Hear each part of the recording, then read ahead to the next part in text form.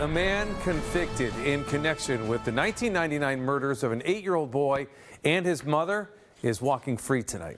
Adrian Peeler was given a prison sentence for that crime and others that would have kept him behind bars until the year 2033. Now, his state sentence ended in 2022. He was then sent to federal prison to serve out a 35-year sentence for drug dealing. But President Biden granted Peeler clemency at the end of his term, and today, Peeler was released from prison. NBC Connecticut's Kevin Geist covered the decision back in January. He joins us live from the newsroom. So, Kevin, there was some really strong reaction back then, right? Absolutely, Mike Keisha. There was a lot of frustration coming from multiple parties when that decision was made. State Senator Richard Blumenthal, who was Attorney General back at the time of this murder, slammed the decision, saying that someone clearly dropped the ball when they decided to grant this clemency. Bridgeport officials also extremely frustrated. It was a crime so heinous that was described to me that it changed laws here in the state.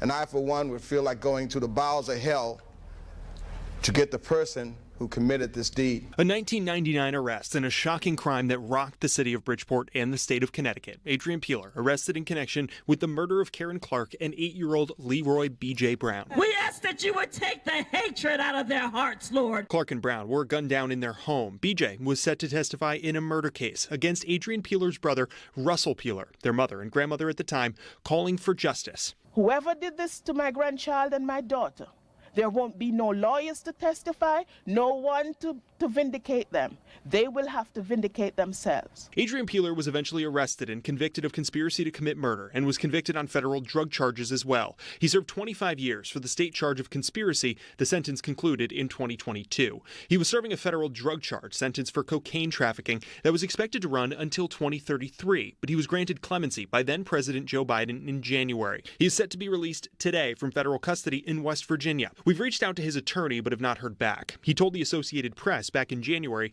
Peeler has worked to rehabilitate himself and is a different man than in 1999. This was a horrendous case, absolutely horrendous case. Ken Gray, with the FBI at the time, remembers the case. We do want to take a look at the issue of witness protection in the coming session. He says the crime brought lawmakers to the next legislative session ready to create a new witness protection program that included special protection for kids. The fact that this program is named for B.J. Brown and his mother, Mrs. Clark, this just simply shows the fact that this was a huge case. Now, I was able to contact a family member of Karen and BJ. He did not want to do an interview, but he did note his extreme frustration with the state of Connecticut and with this decision. We're live in the newsroom. Kevin Geist, NBC Connecticut News. Keisha, back to you.